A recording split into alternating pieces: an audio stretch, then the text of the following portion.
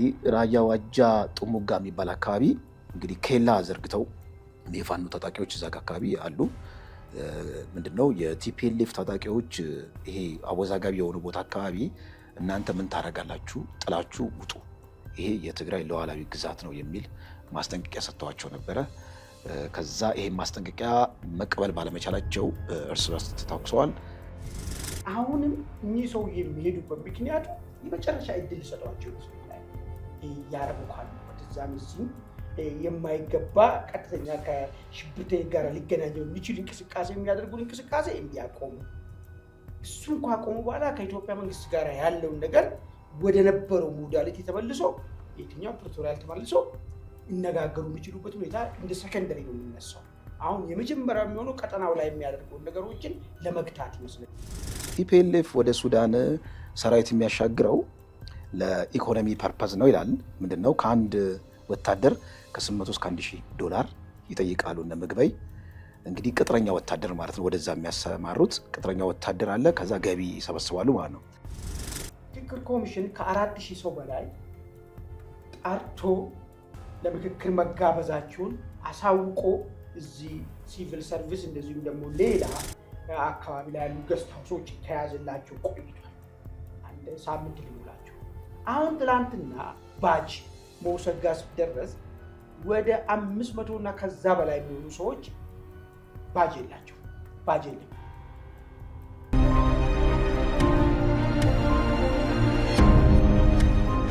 ለመላው ቤተሰብ ደረጃውን የጠበቀ የመኖሪያ መንደር እንዲሁም ነግዶ ለማትረፍ አሊያም ለማከራየት ታስበው እየፈለጉ ነው? ይህ ትክክለኛው ጊዜና እርሶን የሚመጥን ቦታ ነው። እንደ ወትሮ ለደንበኞች ጥያቄ ተገቢ መልስ የሚሰጠው ድርጅታችን አሁንም ለመጨረሻ ጊዜ የንግድ ሱቆችን በደራችሁ መሃል መርካቶ አሊያም የመኖሪያ ቤቶችን ባሸበረቀችው ፒያሳ ሲያቀርብሎ በታላቅ ደስታ ነው። ደረጃውን የጠበቀ የንግድ ሞል በመሃል መርካቶ በ11 በ16 በ22 እና በ32 የካሬ ስፋት በፈለጉት የወለል አማራጭ በ440 ብር ቅድመ ክፍያ አሊያም በ1.7 ሚሊዮን ብር ጠቅላላ ክፍያ ጀምሮ በቅናሽ መግዛት ይችላሉ። የምንሸጥላችሁ ሱቅ ደረጃቸውን የጠበቁ የጋራ መገልገያዎችን ያሟላ ሲሆን ሞሉም በኔት ኤሪያ ብቻ በመረጡት ወለል ላይ በመሆኑ ልዩ ያደርገዋል። የእርሶ ፍላጎት የመኖሪያ ቤት ከሆነም ውስን ቤቶች በቀሩን በታሪካዊቷ መሃል ፒያሳ ከባለ 1 እስከ ባለ 3 መኝታ በፈለጉት የወለል አማራጭ ማግኘት ይችላሉ። ልብ ይበሉ፣ ይህ የማይደገም ዕድል ለሚቀድሙ 20 ደንበኞች ብቻ ስለሆነ ፈጥኖ በድርጅቱ ስልክ በ099333 777 ላይ ፈጥነው ይደውሉ። ሰላም ጤና ይስጥልኝ ውድ ተመልካቾቻችን፣ የዕለታዊ ዝግጅታችን ጀምረናል። እንደተለመደው ሀገራዊና ቀጠናዊ አጀንዳዎችን ወደ እናንተ እናደርሳለን። ከወደ ትግራይ የተሰማው ራያ ዋጃ አካባቢ የፋኖ ታጣቂዎችና ቲፒኤልኤፍ ታጣቂዎች እርስ በርስ እንደተታኮሱ ተሰምቷል። እዛ አካባቢ አዳዲስ መረጃዎች እየወጡ ነው። በዙ ዙሪያ ወደ እናንተ የምናደርሰው መረጃ አለን። ይህ በእንዲህ እንዳለ የአሜሪካው አምባሳደር ማሲንጋ ወደ መቀሌ ገብተዋል። ወደ መቀሌ የገቡበት ምክንያት ምንድን ነው የሚለው ነገርም አብረን አያይዘን ወደ እናንተ የምናደርሰው መረጃ አለን። ሌላው የእነ ደብረ ጽዮን ማለት ነው ወደዚህ ከሱዳን ግጭት ጋር በተያያዘ በህገወጥ ሰው ዝውውር ላይ አደገኛ ኔትወርክ እንደዘረጉ መረጃ ወጥቷል። ከነሱ ያመለጠ ታጣቂ ነው እንግዲህ ታጋይ ነው ያወጣው። በነፍስ ወከፍ ከ800 እስከ $1000 በአንድ ሰው እንደሚቀበሉ ተሰምቷል። እንግዲህ ትግራይ ውስጥ ያለው አጠቃላይ እንቅስቃሴ ከህገወጥ ዝውውር፣ ከወርቅ ንግድና ከመሳሪያ ንግድ ጋር በተያያዘ አደገኛ የሆነ ቡድን እንደተፈጠረ መረዳት እንችላለን ማለት ነው። በዚህ ላይም የምናደርሳችሁ መረጃ አለ። ሶስተኛው መረጃችን ወደ ሱዳን ነው። ሱዳን ላይ አርኤስኤፍ እና የአልቡርሃን ሰራዊት እርስ በርስ የአየር ላይ ግጭት ማለት በድሮን እርስ በርስ የታኮሱበት ሁኔታ አለ። እዛ አካባቢ ከኤዩ ከአውሮፓ ህብረት ጋር በተያያዘ ማዕቀብ እንደጣለና ሱዳን ውስጥ ያለው ግጭት ከወዲሁ ለማርገብ ቀጠናውን እንዳይረበሽ የተለያዩ እርምጃዎችን እየወሰዱ ነው። በዛ ላይም ወደ እናንተ የምናደርሰው መረጃ ይኖረናል። እንደተለመደው ቻናላችን ላይክ እና ሰብስክራይብ እያደረጋችሁ አብራችሁ እንድትቆዩ ከባልደረባዬ አማኑኤል መንግስቱ ጋር ከወዲሁ እንጠይቃችኋለን። አማን እንዴት ነህ? ሰላም። እስቲ እንደመነሻ እዚህ ወደ ትግራይ እንግዲህ ራያ ዋጃ ጥሙጋ የሚባል አካባቢ እንግዲህ ኬላ ዘርግተው የፋኖ ታጣቂዎች እዛ አካባቢ አሉ። ምንድነው የቲፒኤልኤፍ ታጣቂዎች ይሄ አወዛጋቢ የሆኑ ቦታ አካባቢ እናንተ ምን ታረጋላችሁ? ጥላችሁ ውጡ፣ ይሄ የትግራይ ሉዓላዊ ግዛት ነው የሚል ማስጠንቀቂያ ሰጥተዋቸው ነበረ።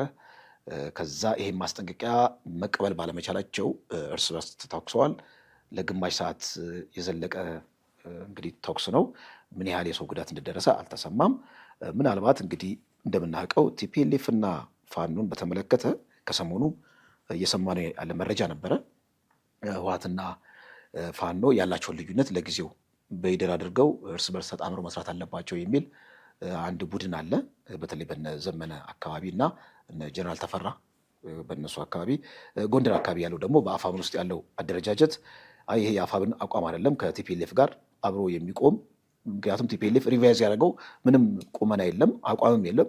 ፖለቲካን በተመለከተ አሁንም የትግራይን አጠቃላይ ሉዓላዊ ግዛት አስረክባለሁ ወይም ደግሞ የትግራይ ሉዓላዊ ግዛትን መልሳለሁ፣ በትግራይ ሉዓላዊ ግዛት አልደራደርም የሚል እንግዲህ መግለጫ ወጥቶ ነበር ከትናንትና ወዲያ። በነገራችን ላይ አሁንም ርስታችን እናስመልሳለን የሚል አጀንዳ በአየር ላይ ያቀነቀነ ከዚህ ድርጅት ጋር ቆመን የምንሰራበት ሁኔታ የለም ብለው የጎንደር አካባቢ ያለው የአፋብን ክንፍ መግለጫ እንዳወጣ ሰምተናል። አሁን ይሄ እዚህ ጋር ግን ወደ ግጭት መሬት ላይ ያለው ስንመለከት እንግዲህ እርስ በርስ የመታኮሱ ሁኔታ ስቲል እዛ አካባቢ እንግዲህ ሴትል ያላደረገ ይሄ አወዛጋቢ የሆኑ ቦታዎች ላይ በቲፒኤልኤፍ እና በፋኖ መሬት ላይ ምንም አይነት እንግዲህ ፊዚካሊ የሚታይ ነገር ግንኙነት እንደሌለ የሚያሳይ ይመስላል ስትመለከተው ማለት ነው። እዚህ ላይ ሀሳብ ካለ የተወሰነ ሀሳብ አክልበትና ወደ ምክር። መልካም እንግዲህ አሁን ራያ ውስጥ የተፈጠረው ግጭቱ ብቻ ሳይሆን ይሄ ግጭት ምንድን ነው ኢምፕሊኬሽን አንድምታው ነው።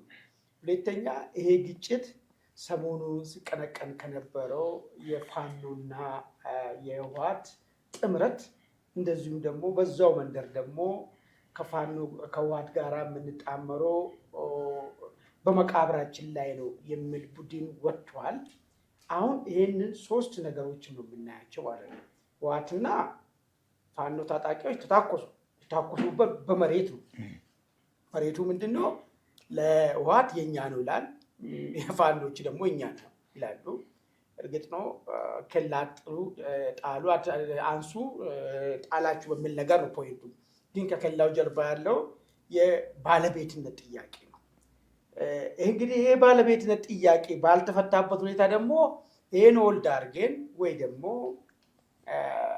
ለህወሓት አሳልፈን ሰጥተን ከህወሓት ጋራ መስራት አለብን ወይ ደግሞ ህወሓት ይህንን ነገር ለእኛ ትቶልናል የሚል ምንም አይነት ትርጉም ባልተሰጠበት ነው እንግዲህ ጀነራል ተፈራ በተደጋጋሚ ሰርተናል እኛ ይህን ነገር ወጥቶ ምንም ነገር የለም ይህን የሚቃወሙ ፋኖች ምንም የማያውቁ ዘላብዱ የእውቀት ድሃዎች ናቸው፣ እኛ አዋቂዎች ከህወሓት ጋር ተሰልፈን መስራት እንዳለብን ጨርሰና እንሰለፋለን የሚል አቋም ነው ያመጡት።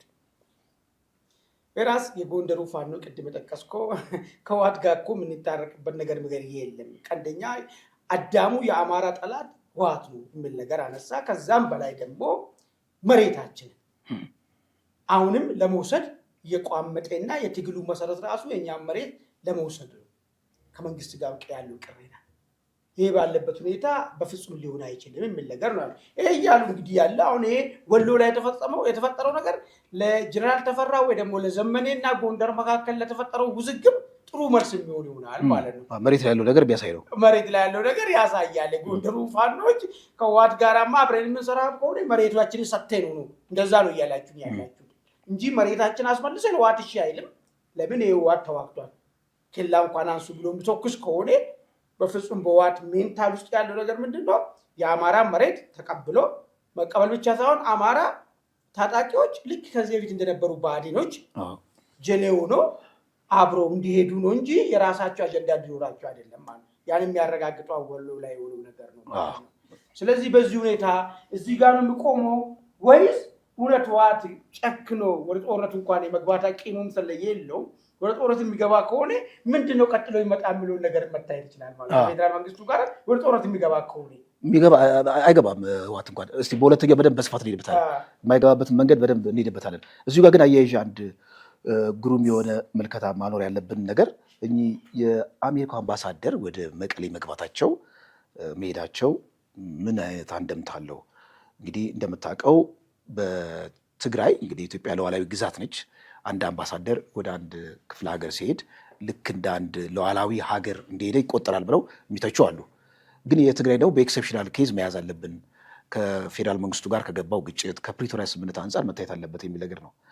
ነገር ግን አሁን የእሳቸው ወደዛ መሄዳቸው ምናልባት ወያኔዎችን እረፉ ለማለት ነው፣ ወይስ ደግሞ አሜሪካ የሰጋችበትን ነገር አለ ወይ? ከወያኔ ከሚያደርገው እንቅስቃሴ አንጻር፣ ቀጠናውን ከምረብሽ አንጻር ሱዳን ውስጥ እንግዲህ እየሰራ ካለው በጣም አደገኛ የወንጀል ኔትወርክ አለ። ከዛ አንጻር እረፉ ይሏቸው አስቦ ይሆን ይችላል። የፌዴራል መንግስቱ ደግሞ ግሪን ላይት ከሌለ ወደዛ አይካሄድም በነገራችን ላይ።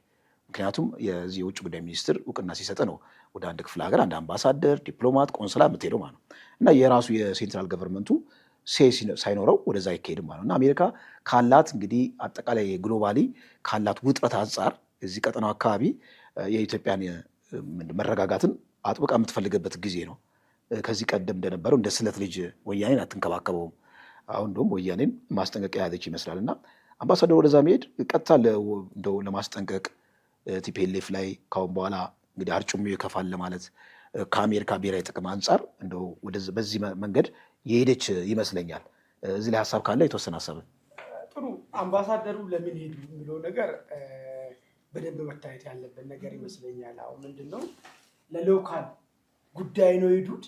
ሎካል ማለት ፌዴራል መንግስቱና ቲፒኤልኤፍ መካከል የተፈጠረ ውዝግብ መፍትሄ ለመሻት ነው የሄዱት ወይስ ቲፒኤልኤፍ አንድ ደረጃ ጉዳዩን ከዚህ ከመንግስት ጋር ካለው ነገር ከፍ አድርጎ ሱዳን ውስጥ እየፈጠረ ያለው ባይዞ ኒር ፊውቸር የሚታየው ነገር ሱዳን ውስጥ የሚንቀሳቀሰው አርሚ ሰባ የሚባለው ኃይል ማለት ነው። ልክ እንደ ብሉና ልክ እንደ ሙስሊም ብራዘርስ ማለት ነው በሽብርተኛው ሊፈረጅ ይችላል። ለምን? በዋነኝነት የዛን አይነት ስራዎችን ነው እየሰራ ያለው። ከሱ ጋር ተያይዞ ነው ወይ? ሁለተኛ ነገር ደግሞ በጣም መሰረታዊ ነገር አሁን ቲፒኤልኤፍ ላይ ዓለም ሁሉ የዘመተበት አንድ ነጥብ አለ።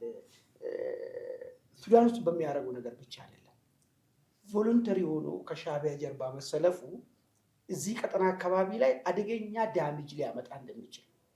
ዳሜጅ ስንል አሁን አንዳንድ ሰዎች ፖዘቲቭ አድርጎ ሊወስዱ ይችላሉ። እሱ አይደለም።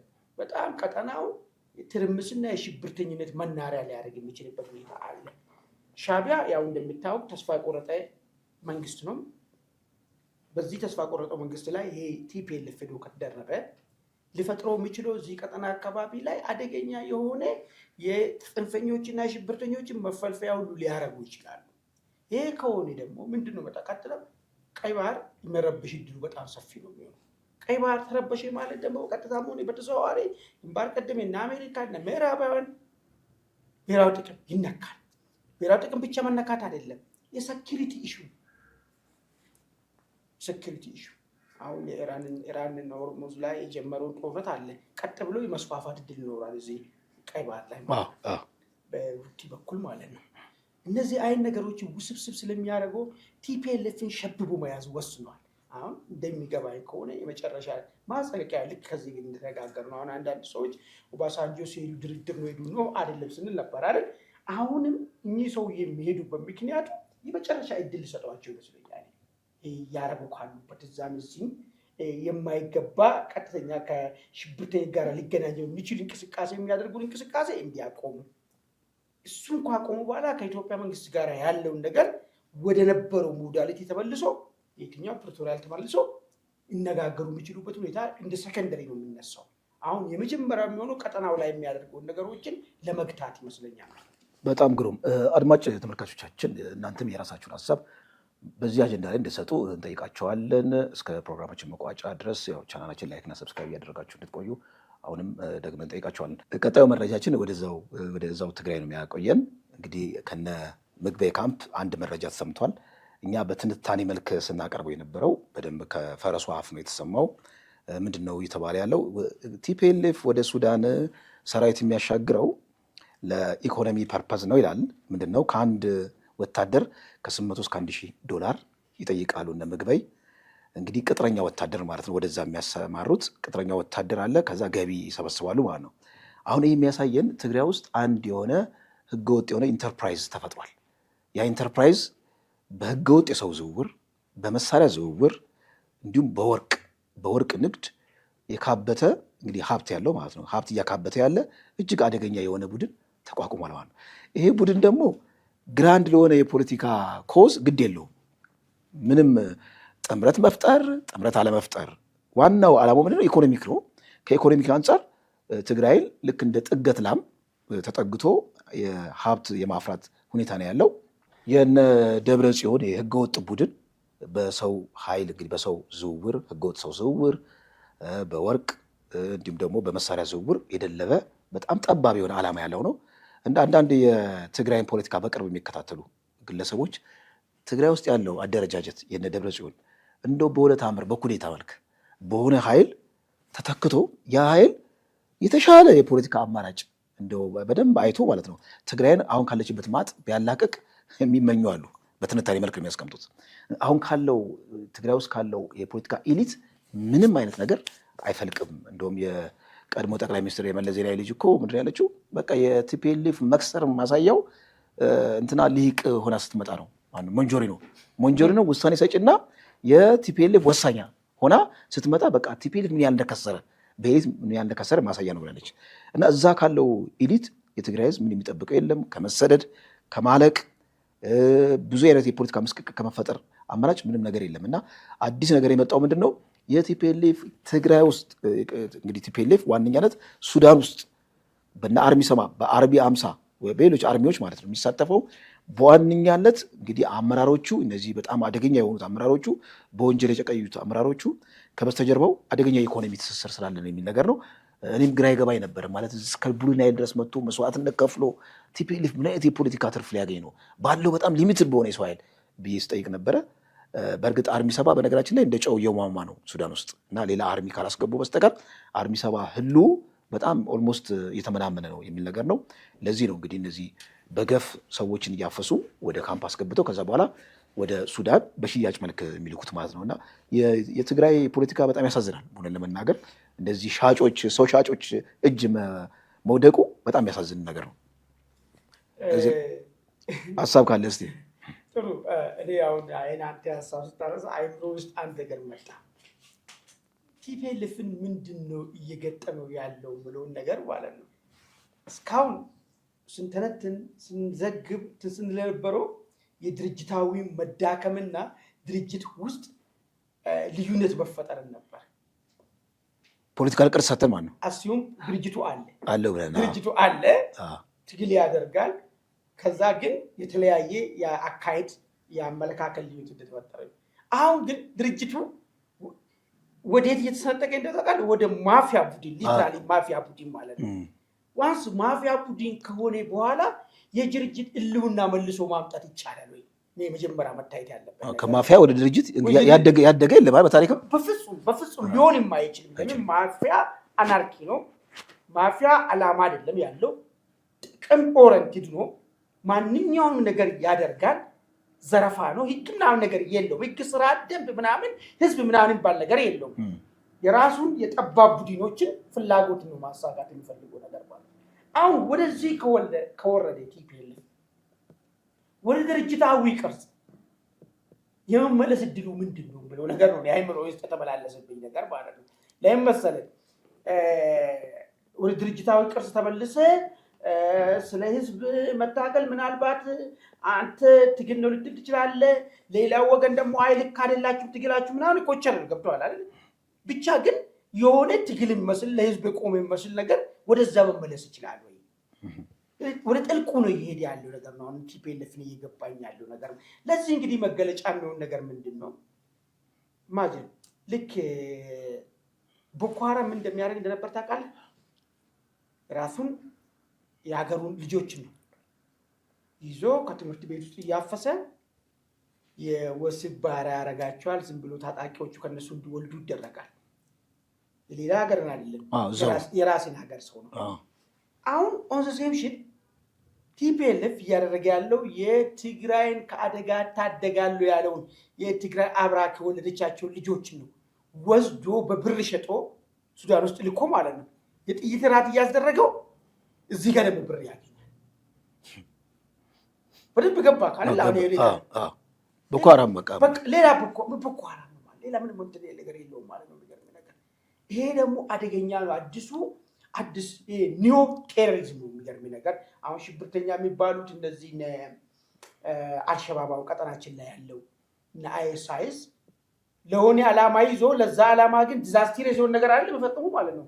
ከሰብአዊነት ያፈነገጠ ነገር ነው የሚፈጥሩ። ግን የሆነ አቺቭ እናደርጋለን የሚሉ ግን የሆነ ዓላማ አለ።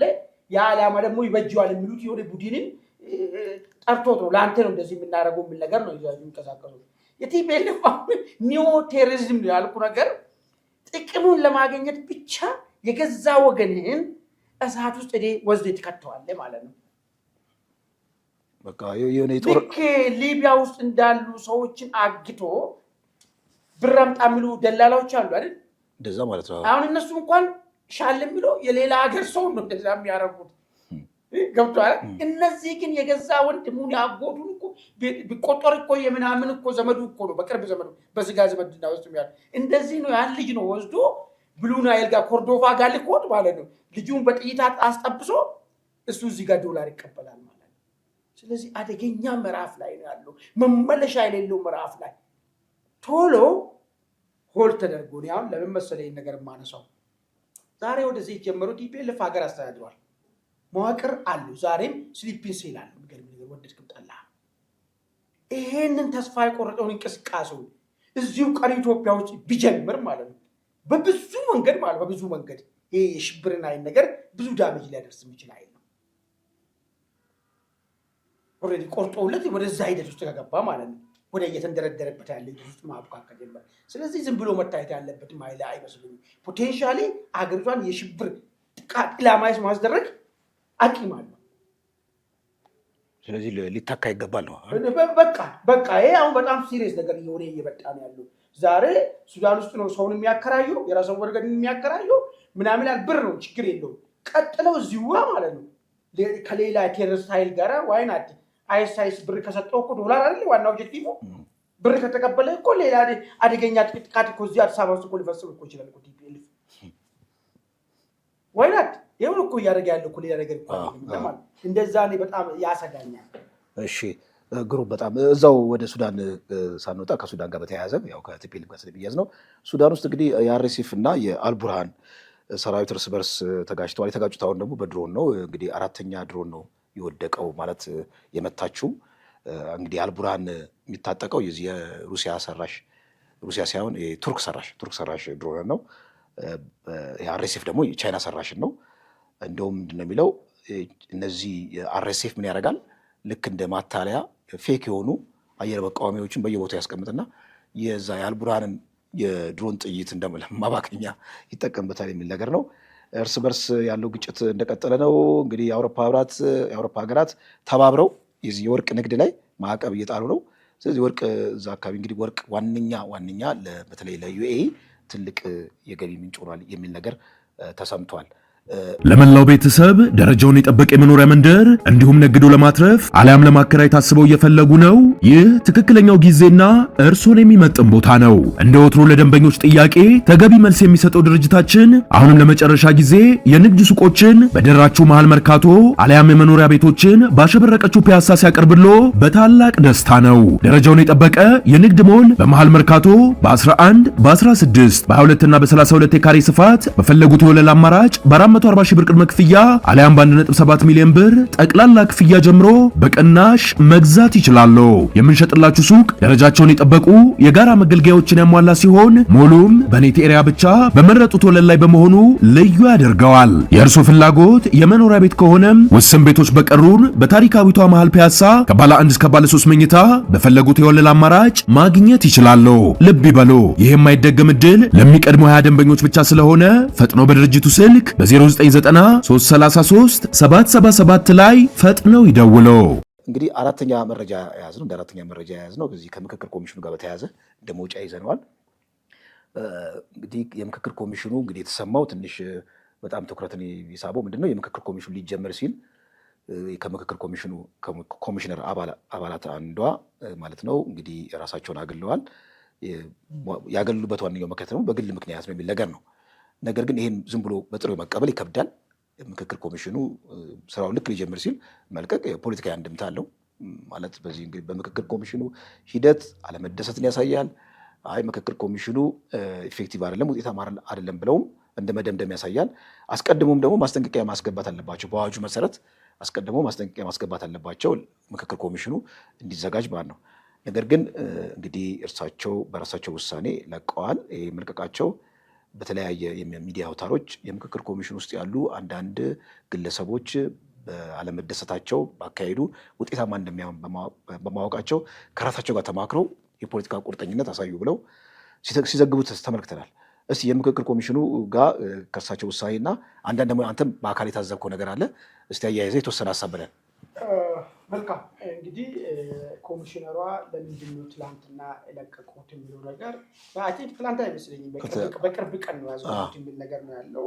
እንግዲህ ትምህርቴን ጋር ችግር ፈጥሮ ከትምህርት ጋር በተገናኘ ምናልባት ፋይናል ላይ ስደርስ ነገር ጉባኤ ለመካሄድ ስል ይህን ነገር እንዴት ሊያነሱ ይችላሉ? እውነት የትምህርት ጉዳይ ከሆነ እስከዚህ ድረስ ከመጡ ለምን አይጨርሱም የሚል ጥያቄና የሆነ ሌላ ዓላማ ሌላ ቅሬታ አላቸው ወይ ሊያስብል የሚችል ነገር ነው። የሚካድ ነገር አይደለም። እንደዛ ተብሎ ብትነተንም ክፋት የለው። ታይሚንጉ ልክ ስላለ ግን እኔ ትላንትና ምክክር ኮሚሽን ጋር ነበርኩ። የሚገርም ነገር ያየሁትን የታዘብኩትን ልግለጽ እስኪ። ምክክር ኮሚሽን ከ4000 ሰው በላይ ከተለያየ ኢትዮጵያ ክፍል ራሱ ደውሎ ራሱ ሰራተኛ በኩል ጠርቶ ለምክክር መጋበዛቸውን አሳውቆ እዚህ ሲቪል ሰርቪስ እንደዚሁም ደግሞ ሌላ አካባቢ ላይ ያሉ ገስት ሃውሶችን ከያዘላቸው ቆይቷል። አንድ ሳምንት ሊሞላቸው እነዚህ ሰዎች ዝግጅት ሲያደርጉ ነበር። አሁን ትላንትና ባጅ መውሰድ ጋር ሲደረስ ወደ 500 እና ከዛ በላይ የሚሆኑ ሰዎች ባጅ የላቸው። ባጅ የለም። እኛ ጠርታችሁ ነው መጣን፣ ተጋብዘን ነው መጣን፣ ለምን ባጃችን አልተዘጋጀም ሲባል ውዝግብ ይነሳል። የሚገርም እነዚህ ባጃቸው ያጡ ሰዎች የአዲስ አበባ የፌዴራል ሚዲያ ተወካይ የሆኑ የተወሰኑ ሰዎች አሉ። የፌዴራል ተቋማት ተወካይ ማህበራት ምናምን ይባሉ በአብዛኛው ሙሉ ለሙሉ ማለት ነው። እዚህ ደቡብ አካባቢ በርካታ ቁጥር እና ታዋቂ ሰዎች ኢንክሉዲንግ ማናየው ታውቃለህ? ብርጋዴር ጀነራል ተስፋዬ ሀብተማርያም ታውቃቸዋለህ? ወደር የሌለው ጀግና ወደር የሌለው ጀግና ሸላሚ። እሳቸው እስከ 2 ሰዓት እዚህ አድዋ 00 ሲብላሉ ነበር። አሁን ይሄ ነገር እንዴት ነው ተፈጠረው? ለኔ ጥያቄ ሆነ። ከመጨረሻው ጉዱ ማየት አለብን ብዬ እዛ ቆይ። ኮሚሽነሮቹ ስህተት ነው ይላሉ፣ ሌላ ወገን ደግሞ ሌላ ነገር ነው የሚናገረው።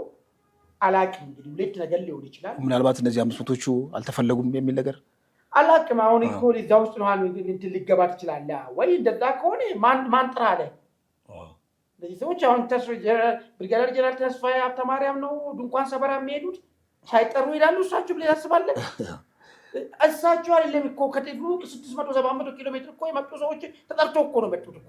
ከዚህ አዲስ አበባ ሄደ የጠራን ሰው ሁሉ እኮ ይዞ እኮ የሚያቀርብ እኮ ሰው ነበር እኮ። ሊስት ላይ ብሎ ስሙን የሚያወጣ ሰው አለ፣ ግን ሌላ ሊስት አለ። ስለዚህ እኔ አሁን ያልገባኝ እነዚህ ሰዎች ዛሬ ጠዋት ምንድነው የተደረገው? በጊዜያዊነት ዛሬ ብቻ እንዲሳተፉ ተብሎ አንዳንዶቹ ከኮሚሽነር በታች ያሉ ሰዎች እነዚህ ዝም ብሎ አጭበርብሮ መጡ ናቸው፣ ማንም አልጠራቸውም በሚል የሆነ ትንሽ ዲስሪስፔክት በሆነ መንገድ እንግዲህ እነ ብርጋዴር ጀነራል ተስፋዬ ናቸው እንግዲህ አጭበርብሮ መጡት ማለት እነሱ እንደዛ ብሎ ሲፈርጁት አለ። በሌላ በኩል ደግሞ ስታስብ ደግሞ ሆን ብሎ ራሱ ነገሩን አሁን እነዚህ 500 ቀላል አይደለም። የሚገርም ነገር ማለት ነው። ውሳኔን እኮ ሼፕ ሊያደርጉ የሚችሉ ሰዎች ናቸው እኮ። የሚገርም ነገር ፖፑሌሽኑ ማለት ነው። ይሄን እንዳይሳተፍ የፈለገ ወገን አለ ወይ ደግሞ ሆን ብሎ አሳስቶ የጠራ ሰው አለ ወይ እንድትል ነው የሚያደርገው። ይሄ ነው ያለው ዘገባው። ትንተናው ግን የዛሬ ውጤት እናይና ማለት ነው። ከዛ በኋላ ስም እየጠቀስ ለምን ይሄ ነገር እንደተፈጠረ ማን እንደዛ ሊያደርግ እንደቻለ ማለት ነው።